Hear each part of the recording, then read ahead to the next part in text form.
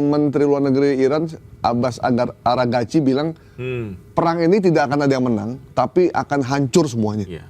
Kita siap untuk hancur-hancuran dan kita siap untuk mati bersama-sama. Betul. Artinya kalau pejabat negara udah ngomong begini, waduh, ya ini berarti mereka memang udah siap banget untuk bertempur. Kembali lagi di The Comment, kali ini kita akan membahas peristiwa yang terjadi di luar negeri, tepatnya memanasnya hubungan antara Amerika dengan Iran.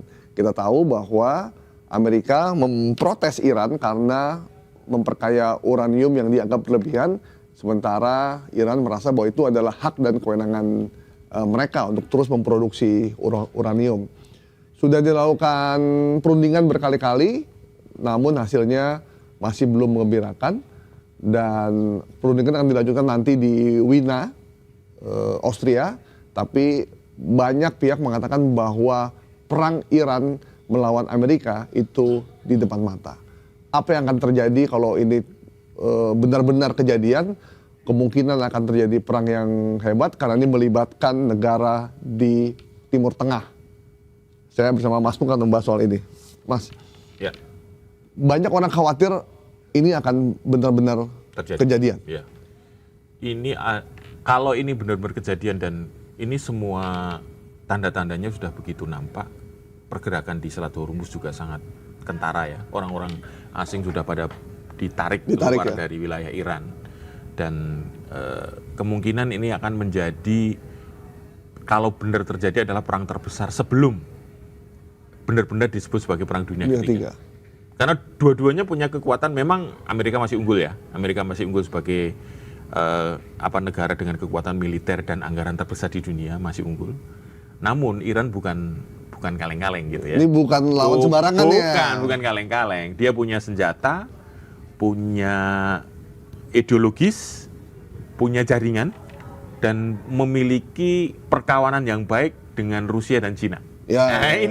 Ini yang akan membuat Amerika kan kelihatan agak ragu-ragu ya, mulai muter-muter, meskipun kapal induknya juga sudah mulai ada di situ sejak beberapa bulan yang lalu. Cuman serangannya kok kapan nggak jadi rundingan dulu. Kayak mengulur waktu Kayak mengulur waktu. Mungkin dia lagi nyari momentum ketika titik terlemah Khomeini ini terjadi gitu ya secara politik. Karena dia sebelumnya kan ingat kan, begitu gerakan politik di internal Teheran kan, Teheran. ada demo besar-besaran yang menuntut agar rezim ini diganti. Gitu kan. Bahkan penggantinya sudah ada, yang keturunannya Shahreza Pahlavi. Udah disiapkan. Dan itu didukung secara terang-terangan di Amerika. Dan ternyata nggak kejadian. Nggak kejadian karena ternyata masyarakat Iran udah paham bahwa ini memang by design untuk gerakan-gerakan di sana ya. Kemarin kita juga sempat ngobrol dengan mantan dubes kan ya di sana. Mantan dubes kita di Teheran. Itu menyatakan bahwa enggak kok, itu hanya di Teheran. Yang di kota-kota kecil itu solid mereka. Nah, mungkin ini yang dibaca oleh Khomeini bahwa bisa jadi dia kalah dalam persenjataan, tetapi waktu akan menentukan. Kalau semakin lama perang terjadi, Amerika akan semakin kedodoran. Nah, tanda-tanda lainnya memang selain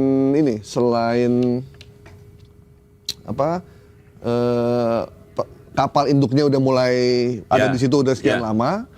Kemudian katanya beberapa tentara Amerika yang punya kapal induk udah mulai pesta. Betul. Jadi mereka katanya begitu. Pesta lobster dan keju ya. Es krim. Lobster dan es krim. Itu tanda pesta terakhir sebelum perang. Itu belum perang. Betul, jadi dan Iran tetap kekeh, dia tidak mau bergeser dari posisinya. Sementara Amerika justru yang muter nunggu momentum. Tapi ternyata momentum di dalam negerinya Iran makin solid. Makin solid gitu. Untuk Khomeini ya. Untuk Khomeini makin solid. Jadi tapi perang itu jadi pilihan terakhir buat Amerika. Nah, apa yang akan terjadi jika memang perang benar-benar kejadian? Saya pikir ini bukan hal yang mudah bagi Amerika. Meskipun kalau para pengamat masih mengunggulkan Amerika lah akan menang. Cuman masalahnya adalah dia bisa menguasai keadaan itu sampai di mana dan berapa waktu. Berapa hari dia bisa menguasai Teheran gitu. Teheran gitu. Tidak gampang karena Khomeini memiliki tentara yang kuat, memiliki rudal yang sudah terbukti. Ya. Waktu menang perang 12 hari, Ya. Amerika juga kelihatan juga ini kok takut juga Takut gitu juga, loh. ya. Artinya kalau dan mereka menyatakan bahwa kita siap sampai titik darah penghabisan. Artinya dia tahu kekuatan Amerika itu sudah terukur. Oke, Khomeini bilang begini, kalian punya kapal induk besar dan canggih, boleh gitu. Tapi kami punya senjata untuk menenggelamkannya. Nah, ini ngeri itu ya? ngeri nih.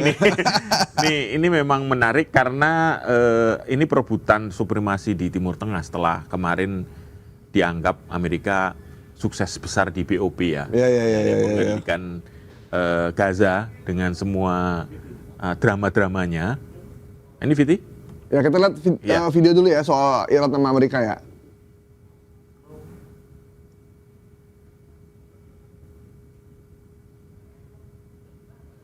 Ini Khomeini ya.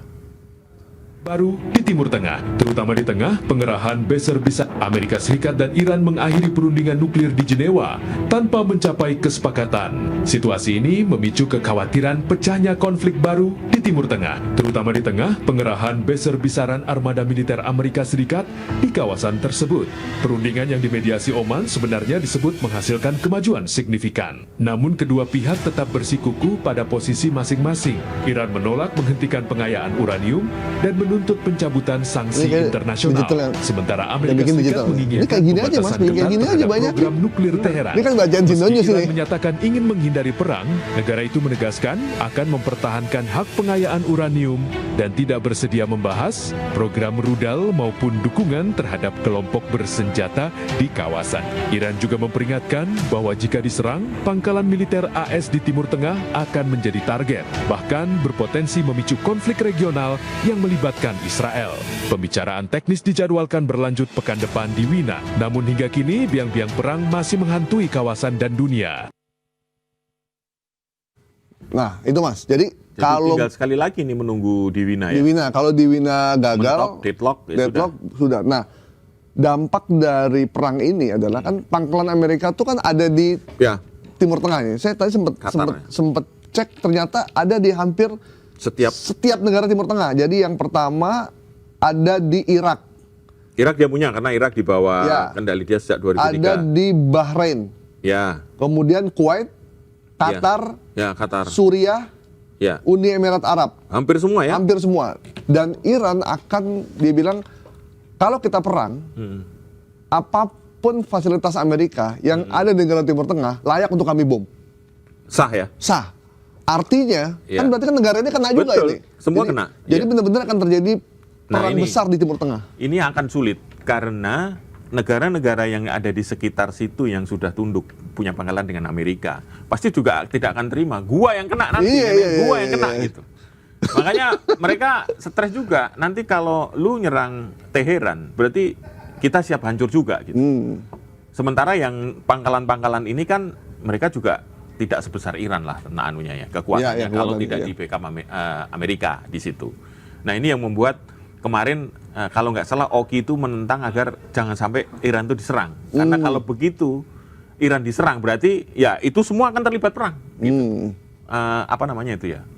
Efek dominonya akan kemana-mana. Gitu. Jadi Menteri Luar Negeri Iran Abbas Araghchi bilang perang ini tidak akan ada yang menang, tapi akan hancur semuanya. Kita siap untuk hancur-hancuran dan kita siap untuk mati bersama-sama. Betul. Artinya kalau pejabat negara udah ngomong begini, ya ini berarti mereka emang udah siap banget untuk bertempur.